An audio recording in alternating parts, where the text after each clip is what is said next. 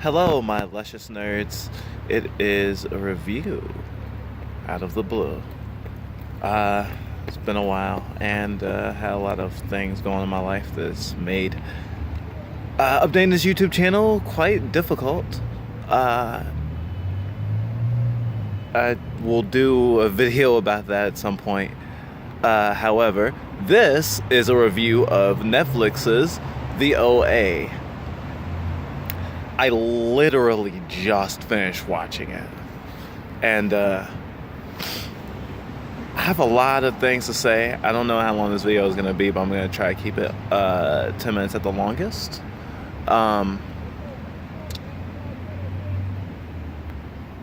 Is the main character is also the co-creator and director. So a lot of people might think that it has a lot of egotism in it. In a way, they'd be right. In a huge way, they'd be right. But it doesn't take away from the impact of the story. Which I don't want to get too far into because I watched it kind of blind. I was a little misled by the marketing in a weird kind of way. Not in a bad way, but I just assumed the structure of it would be a lot different than what it was. And what it ended up being. And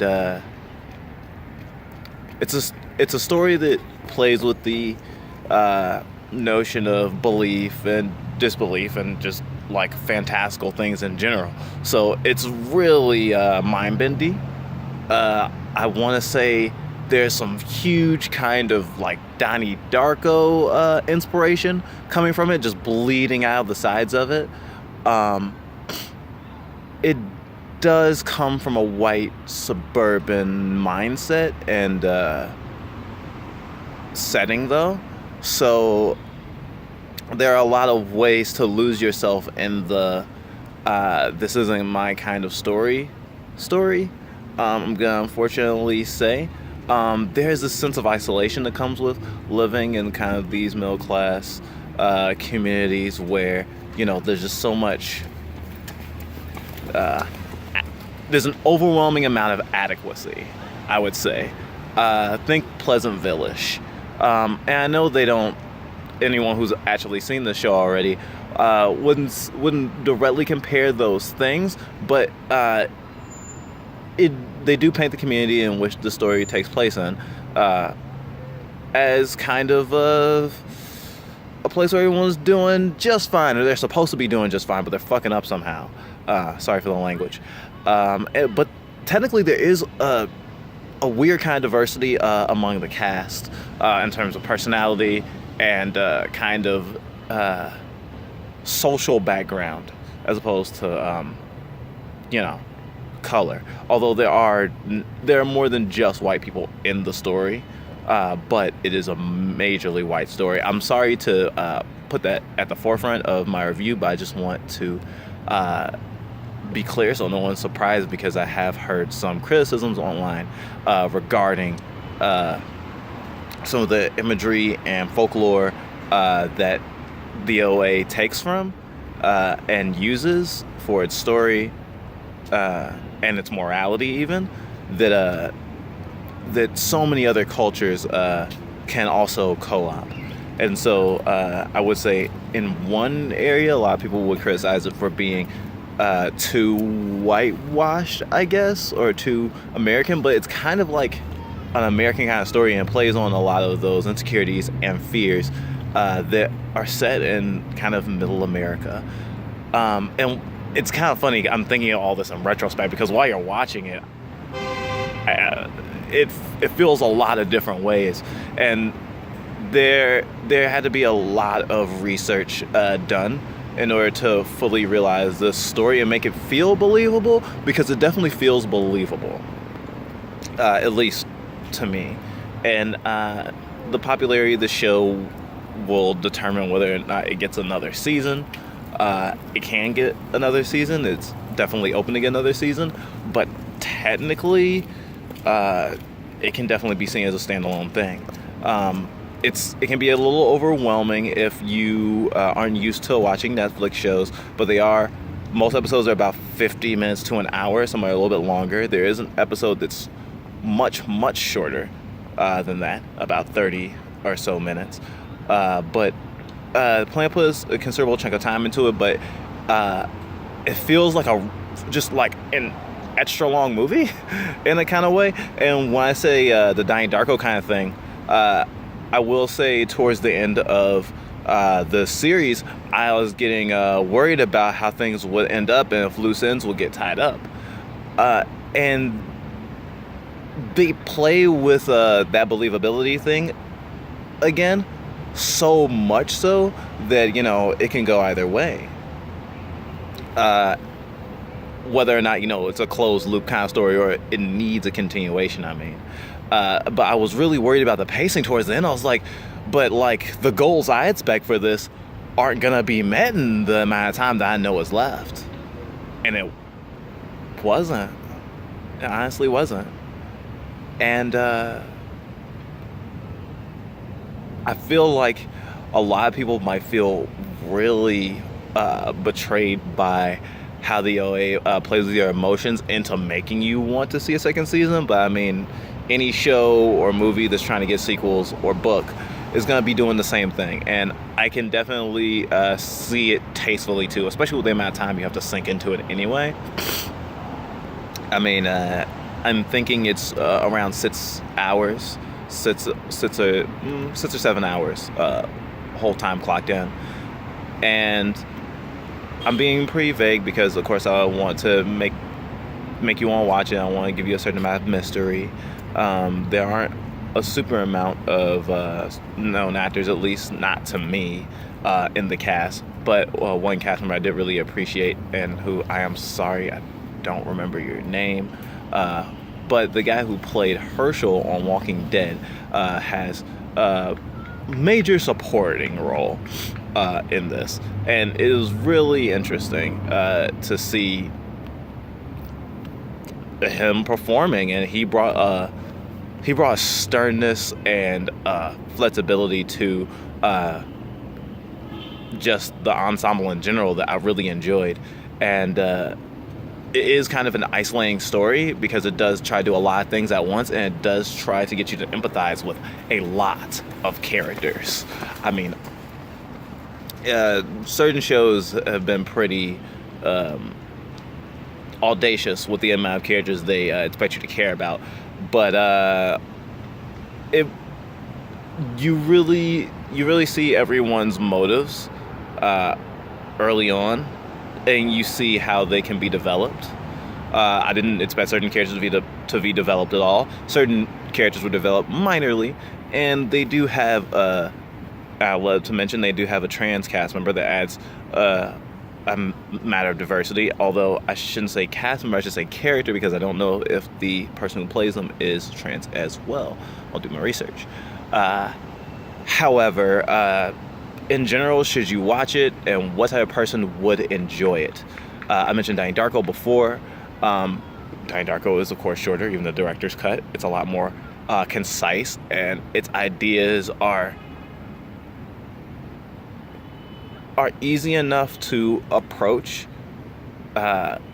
without you being dissuaded by whatever things you prescribe to, spiritually or otherwise, whereas the OA will kind of address your sensibilities a lot more.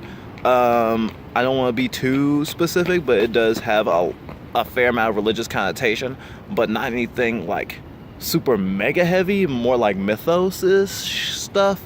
Like they took certain ideas and just kind of ran with it, which I don't have any problem with at all, actually. Repurposing stories is how we get new stories, so I don't mind it at all. But by the same token, I would imagine that certain people would think negatively of its approach to certain religious beliefs. But it does address that people are different and people believe in different things. But I think the OA is really about the human condition and suffering and what you're willing to suffer and what makes us good and what makes us bad, and what, I know that sounds really vague, like, oh my god, like a story of humanity and how people are. But I mean, personally, it really touched me. I really want to watch it again. And you really believe these characters, and you really want to believe in what they believe in. I found it very hard for me to be skeptical in and of the story, trying to predict it. Because you might run into that. You might be like, is it this or is it that? I will also compare it to another movie, Collateral Beauty, which has a interesting twist that you don't know if you don't see at least some of the movie, that the trailers kind of misdirect you on. But it is really interesting, and those kind of twists are also kind of I don't know, Deus Ex Machina-y, like in a little heavy-handed, like, hey, look, we're really validating the morality of this story by having this thing be real, objectively. Although the OA definitely plays your objectivity a lot.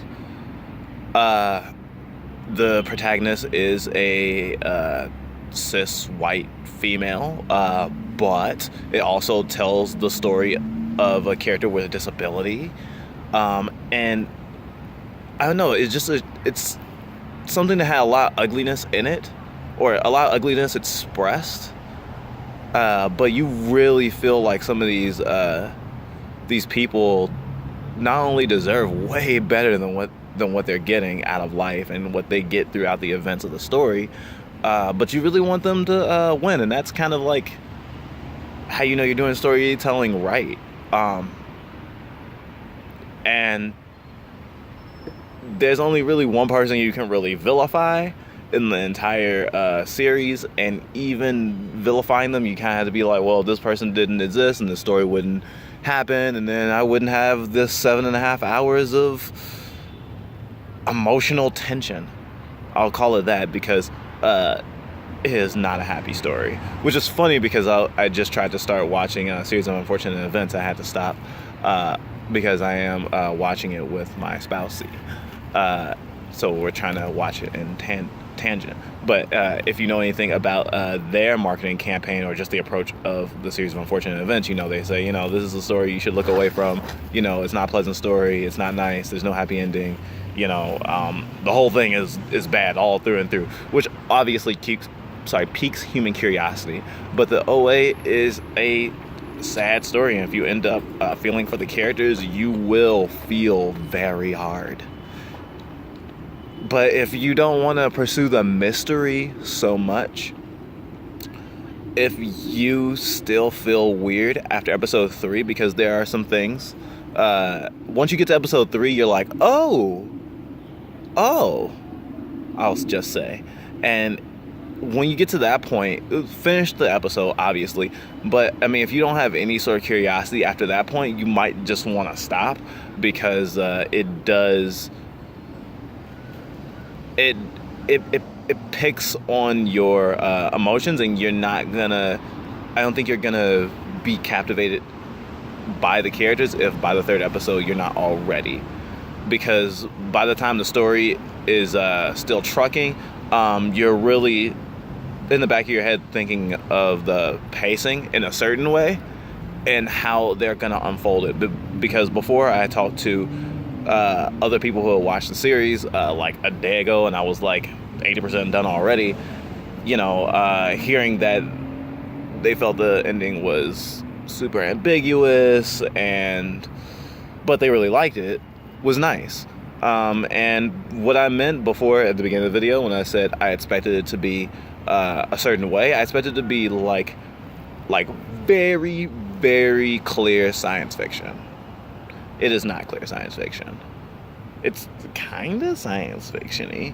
But there's at least like 3 different ways to interpret the fantastical events that occur in the story. So, I mean, depending on how you look at it, that's a completely different kind of story altogether.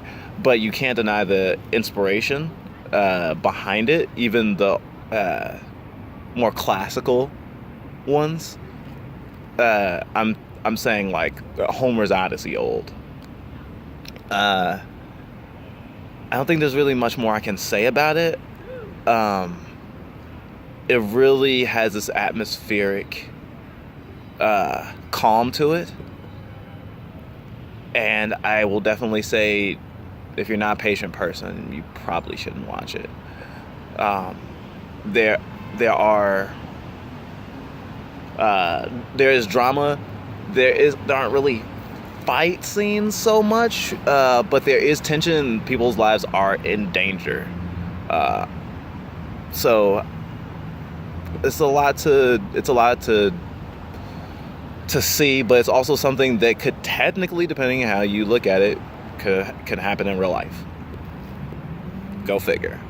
But more than one person has to be crazy, right? And that's how we get theories about Finn's actually in a coma. Adventure Time. So this video went on 6 minutes longer than I expected it to, but haven't had a long video in a while, so fudge it. Hope you had a good New Year's, nerds, and I hope you survive the new administration.